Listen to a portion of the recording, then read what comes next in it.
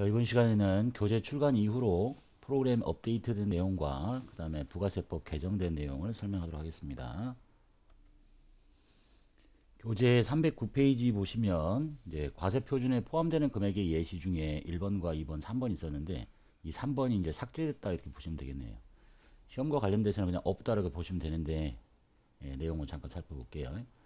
사업자가 고객에게 일정액의 매출액의 일정 비율에 해당하는 마일리지를 적립해주고 향후에 고객이 그 재화를 공급받고 그 대가 일부를 마일리지 적립된 마일리지로 사용했어도 그 마일리지 상당액까지도 과세 표준에 포함시키겠다라고 되어 있는데 이 규정이 그거하고 똑같다고 보시면 돼요. 매출하고 매출 할인을 해주면 우리 매출 줄이듯이 과세 표준 줄여야 되는데 팔았는데 100만 원 주고 팔았죠.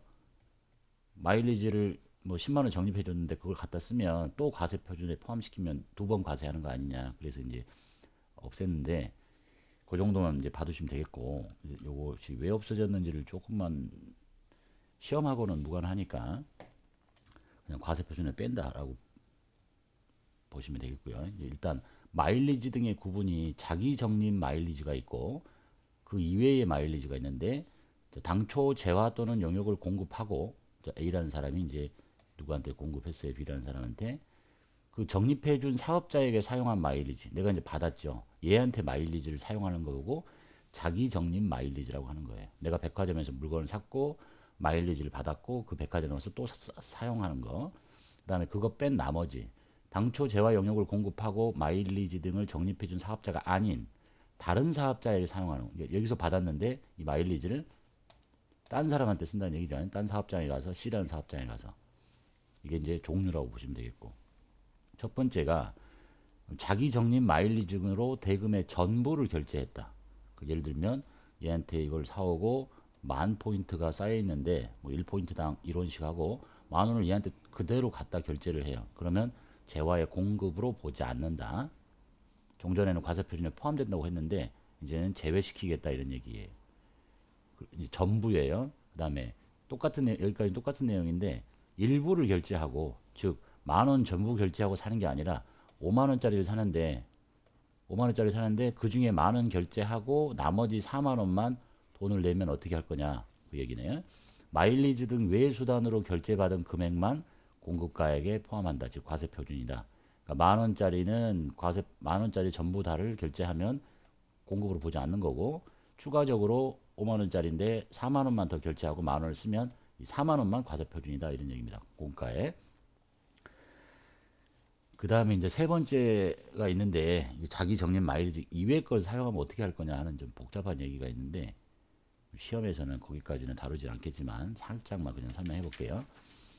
읽어보시면 뭐라고 되어 있냐면, 자기 적립 마일리지 등 외, 자기 적립 마일리지 빼고 저 상대방한테 받은 마일리지 말고 마일리지 등 외에 마일리지 등의 대금을 전부 또는 일부를 결제한다. 전부 또는 일부를. 그러니까 이제 이런 거죠. 예를 들면 여기 먼저 읽어볼게요. 이 두 개를 합친 거라고 했는데 이제 일반적인 경우 말고 나머지 두 개 떠 있는데 이건 너무나 깊은 내용이라서 아예 뺐고요. 이 두 개를 더하는데 마일리지 등 외의 수단으로 결제받은 금액, 그 다음에 뭐라고 쭉 다 돼 있는데 자기 적립 마일리지 등 외의 마일리지 등으로 결제받은 부분에 대해서 재화 또는 용역을 받는 외의 자로부터 보전받거나 보전받을 금액. 뭔 말인지 하나도 모르겠죠. 이렇게 생각하시면 돼요. 자, 여기 S통신사라고 보고, 여기 이제 통신사에서 무슨 물건을 100만 원 정도 샀다 칩시다. 100만 원 샀더니 이 사람이 포인트를 적립해 주는데 10,000포인트를 적립해 주는 거예요. 10,000포인트, 포인트당 1원이라고 보고 나예요. 근데 이제 이 통신사에서 뭐 VIP 고객에게 이렇게 1%씩 포인트를 적립해 주더라. 그럼 이 사람이 10,000포인트를 갖고 있는데 요거를 요 사람한테 쓰면 이게 자기 적립 마일리지인 거지. 여기 위에 했던 거에 전부 다면 과세 공급으로 보지 않고 추가적으로 더 결제 받은 금액만 공급 가액인데, 이 손님이 적립한 이 포인트를 예를 들면 이제 편의점에서 쓴다는 얘기예요. CU 편의점에서 얘하고 두 개 제휴가 돼 있겠죠. 제휴가 뭐라고 돼 있냐면, 우리 고객 이 마일리지 포인트를 너희한테서 사용을 하게 되면 사용한 금액에 네가 얼마를 할인해 줄지 모르겠지만 70%를 내가 보전해 주겠다. 30%는 이제 네가 부담해라. 이런 계약이 체결됐다 칩시다. 그래서 이제 손님이 10,000포인트를 가지고 여기서 결제를 해요. 결제를 하면 계약이 어떻게 되어 있냐면 마일리지를 전부 다를 인정하는 게 아니라 그 중에 10% 정도를 마일리지를 사용할 수 있게 해준다. 전체 결제 금액 중에. 손님이 이제 10,000원짜리 물건을 샀는데 포인트를 쓰겠대요. 10,000포인트가 있는데 10%만 인정을 해준다고 했으니까 이 사람이 10,000원짜리를 사면서 이 CU에서는 돈을 이제 9,000원밖에 못 받는 거겠죠. 포인트를 써버렸으니까 10% 1,000원어치. 그럼 이제 이 나머지 1,000원은 얘한테 이제 받을 텐데 얘가 1,000원을 전부 다 보존해주면 1,000원 해서 그냥 10,000원이 될 텐데 70%만 보존해주기로 했어. 그래서 70%인 700원을 얘한테 추가로 받을 거예요. 그러면 이 CU의 입장에서의 과세표준은 지금 9,700원이 된다는 얘기를 하는 거예요. 읽어보면 마일리지 등 외의 수단으로 결제한 금액이 뭐야? 10,000원 중에서 9,000원 이 사람이 결제한 거죠.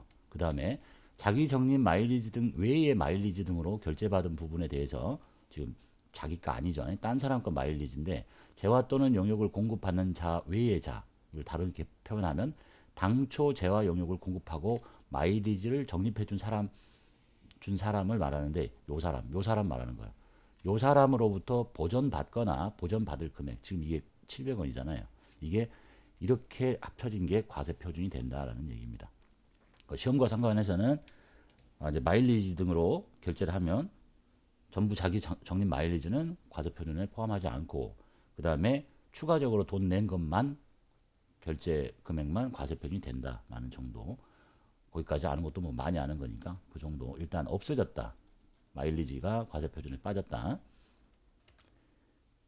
그 다음에 388페이지에 조기환급 대상이 추가가 됐습니다. 이제 조기환급 대상이 뭐가 늘어나냐 보면 되겠죠. 원래 영세율 적용받는 경우, 그 다음에 사업설비를 신설, 취득, 확장, 증축하는 경우인데 사업자가 재무구조 개선 계획을 이행 중인 경우가 하나가 늘었네요.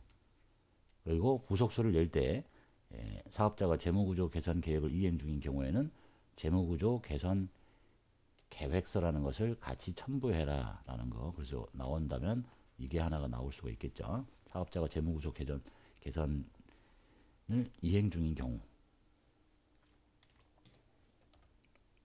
그 다음에 이제 프로그램 바뀐 내용 보시면 종전에 버전 2월 달 거 한번 나왔고요. 3월 달 거 한번 나왔고 3월 8일자 나왔죠. 지금 3월 17일자까지 나왔는데 3월 달 나온 버전 이후에 그 이후 버전은 전산회계 1급에서는 달라진 내용이 없어요.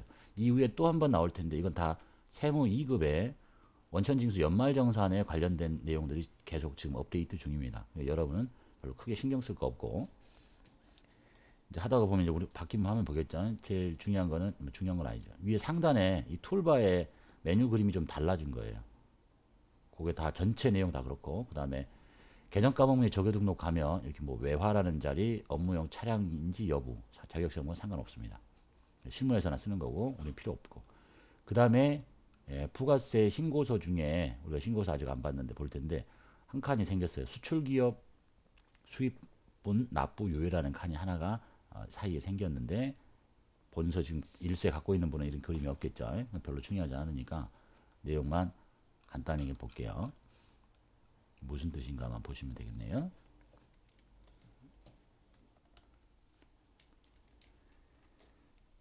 자, 요 자리가 이제 수출 기업 수입분 납부 유예 이런 뜻인데 읽어보면 수출 기업인데 중소기업이고 이것이 이 사람들이 원재료 등을 재화를 수입할 때 세관에 납부하는 부가세. 원래 재화 수입해 오면 세관장으로부터 세금계산서 받고 부가세를 내야 돼요.